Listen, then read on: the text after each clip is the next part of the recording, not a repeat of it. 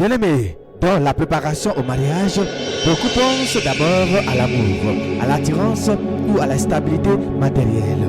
Pourtant, un autre élément extrêmement important est souvent négligé, la manière de parler. Et oui, bien-aimés, les paroles ont un pouvoir immense dans une relation. Une parole peut t'encourager, apaiser, consoler. Mais une parole peut aussi humilier, blesser et détruire profondément. Dans un foyer, les paroles répétées finissent toujours par produire un effet durable sur le cœur de l'autre. Dans la vie quotidienne, certaines personnes ont pris l'habitude de parler avec dureté. Quand elles sont frustrées, elles insultent. Quand elles sont en colère, elles humilient. Quand elles sont contrariées, elles utilisent des mots blessants. Et ce type de comportement ne disparaît pas après le mariage. Beaucoup de personnes pensent qu'une fois mariées, elles parleront différemment. Mais c'est faux. La réalité elle est simple. Le mariage révèle le caractère qui existe déjà. Si quelqu'un parle mal aux autres aujourd'hui, aux amis, à la famille, aux collègues, il y a de fortes chances que la même attitude apparaisse dans le foyer. Voilà la vérité, bien-aimés. Les disputes deviennent plus dures, les paroles deviennent plus blessantes et la paix disparaît peu à peu. La Bible donne un avertissement très clair dans Proverbe 18, verset 21. La mort et la vie sont au pouvoir de la langue. Quiconque l'aime en mangera le fruit. Amen. Bien-aimés, ce verset montre que les paroles produisent des conséquences. Elles peuvent donner la vie, c'est-à-dire encourager, soutenir, construire la relation. Mais elles peuvent aussi produire la mort, c'est-à-dire créer des blessures profondes qui détruisent progressivement la paix du foyer. Dans un mariage, certaines paroles ne s'oublient jamais. Une insulte répétée, une humiliation publique ou des mots prononcés sous la colère peuvent rester gravés dans la mémoire pendant longtemps. Les paroles laissent des traces qui peuvent durer des années. Bien-aimés, c'est pourquoi la préparation au mariage inclut aussi cet apprentissage. Apprendre à contrôler sa langue, réfléchir avant de parler et choisir les paroles qui construisent plutôt que des paroles qui détruisent. Parce qu'au final, un foyer peut être construit par des paroles sages ou détruit par des paroles irréfléchies ou insensées. Dans la vie concrète, cela se voit très facilement. Il y a des couples où chaque discussion devient une guerre. Une simple remarque se transforme en dispute. Une frustration devient une avalanche de reproches. Chacun attaque l'autre avec des mots de plus en plus durs. Dans certaines relations, les insultes deviennent presque normales. On se rabaisse, on se provoque, on se parle avec mépris. Mais ces attitudes détruisent lentement le respect et la confiance. Et sans respect, un mariage devient un lieu de tension. La Bible enseigne une autre manière de parler dans Proverbe 15, verset 1. Une réponse douce calme la fureur, mais une réponse dure excite la colère. Amen. Bien-aimés, ce verset explique une réalité très simple. La manière de répondre peut soit calmer une situation, soit l'aggraver.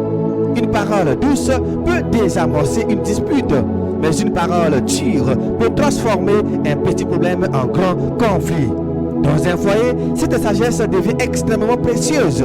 Une personne qui sait contrôler sa langue peut protéger la paix de la maison. Elle choisit ses mots avec prudence. Elle refuse d'humilier l'autre même quand elle est contrariée. A l'inverse, quelqu'un qui parle toujours sous la colère crée un climat de tension permanente. Les disputes deviennent fréquentes, les blessures s'accumulent et la relation s'affaiblit. C'est pourquoi il est important d'apprendre dès maintenant à surveiller ses paroles. La maîtrise de la langue est une protection pour le foyer. Un mariage heureux, bien-aimé, ne dépend pas seulement des sentiments du début. Il dépend aussi de la manière dont les deux personnes se parlent chaque jour. Alors, bien-aimé, comment savoir bien parler? Parce que dans la vie quotidienne, bien parler ne signifie pas seulement éviter les insultes. Bien parler, c'est apprendre à respecter l'autre, même quand on n'est pas d'accord. D'abord, beaucoup ont appris à parler de manière brutale, parce que c'est ce qu'ils ont vu autour d'eux. Les disputes deviennent alors des combats où chacun cherche à écraser l'autre par les mots. Mais dans un foyer, cette manière de communiquer détruit progressivement la conscience. Prenons un premier exemple très courant. Quand une personne est frustrée, elle peut dire « Tu ne comprends jamais rien. Tu es toujours le problème. Tu ne fais jamais rien correctement. » Bien-aimé, ces paroles attaquent directement la personne. Elles humilient et ferment toute discussion.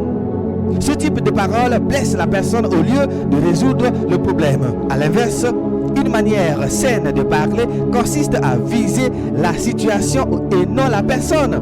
Par exemple, cette situation me dérange. Parlons calmement pour trouver une solution. Ou encore, j'aimerais qu'on améliore ce point ensemble. Alléluia. Bien-aimé, dans ce cas, la discussion reste ouverte et le respect est préservé. Un autre exemple concerne les paroles dites sous la colère. Dans certaines disputes, quelqu'un peut dire « Tu me fatigues, j'en ai marre de toi. Tu ne changeras jamais. » Bien-aimé, sur le moment, la personne pense peut-être simplement exprimer sa frustration. Mais ces paroles peuvent marquer profondément. Certaines paroles restent gravées dans la mémoire bien après la discussion. Une parole plus sage consisterait à dire « Je suis en colère pour l'instant. Prenons quelques minutes pour nous calmer avant de continuer. » Ou encore « Cette situation me met sous pression. Parlons encore, nous serons plus calmes. Amen. » Bien-aimé, la différence est immense. L'émotion est reconnue sans détruire l'autre. Il existe aussi des situations où quelqu'un rabaisse son partenaire devant les autres. Par exemple, dire devant des amis, de toute façon, il ne sait rien faire. Et elle ne comprend jamais rien. Bien-aimé, ces phrases humiliantes détruisent la dignité de la personne. Le mépris dans les paroles est un poison dans le foyer. Une attitude différente serait de protéger la dignité de l'autre, par exemple en disant « Nous avons encore des choses à améliorer ensemble » ou simplement en évitant de parler négativement de son conjoint devant les autres. Un autre exemple se voit dans la manière de réagir face à une erreur. Certaines personnes réagissent en attaquant immédiatement. « Tu as encore tout gâché, tu es incapable ». Ces mots écrasent la personne et la mettent sous la défensive. Une approche plus sage serait « Cette erreur nous a mis dans une situation difficile. Voyons comment la corriger. » Ou « La prochaine fois, on pourra faire autrement. » Alléluia.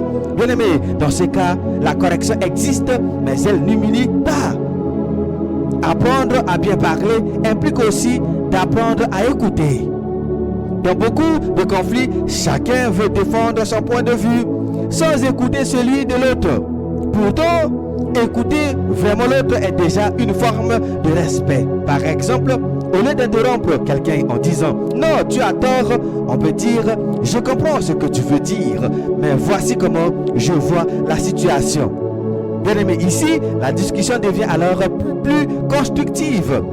Il est aussi important d'utiliser les paroles pour encourager. Beaucoup de foyers souffrent parce que les critiques sont nombreuses, mais les encouragements sont rares. Dire merci pour ce que tu as fait, j'apprécie tes efforts, je reconnais ton travail, peut transformer l'atmosphère d'une maison. Les paroles d'encouragement construisent la confiance. Certaines personnes doivent même désapprendre des habitudes très anciennes. Et oui, bien aimé, si quelqu'un a grandi dans un environnement où les cris et les insultes étaient normaux, il peut reproduire ce modèle sans se rendre compte dans le foyer. Mais la manière de parler peut être changée avec la discipline et la sagesse. Parce qu'au final, un foyer ne se détruit pas seulement par des grandes crises. Il se détruit petit à petit par des paroles blessantes. Et de la même manière, il peut être construit jour après jour par des paroles sages, respectueuses et réfléchies. Pour finir, bien-aimé, il faut comprendre une vérité simple. Un mariage ne se détruit pas seulement par des grandes trahisons. Il peut aussi se détruire petit à petit par des paroles mal choisies. Beaucoup de relations commencent avec de l'amour, de l'enthousiasme et des belles promesses. Mais lorsque les disputes arrivent, certaines personnes parlent sous la colère, humilient l'autre ou utilisent des mots qui blessent profondément. ces paroles laissent des blessures qui peuvent rester longtemps dans le cœur. C'est pour cela que la préparation au mariage inclut aussi cet apprentissage essentiel.